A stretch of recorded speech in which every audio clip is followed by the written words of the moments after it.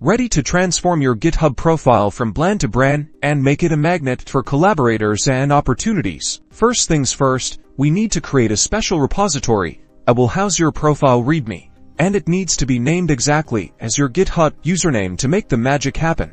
Click on the New button, type in your username as the repository. Importantly, make sure this repository set to public. Select the option to initialize the repository with a README file.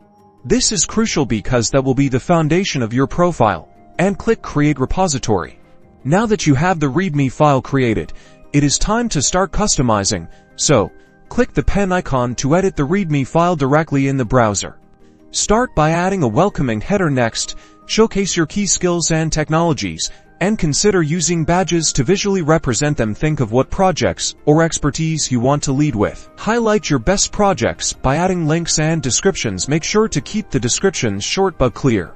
Preview your changes to make sure it looks good. Then commit the changes by clicking Commit Changes. Congratulations, your customized profile should now be live, reflecting your unique development expertise. Now, go create a GitHub profile that wows.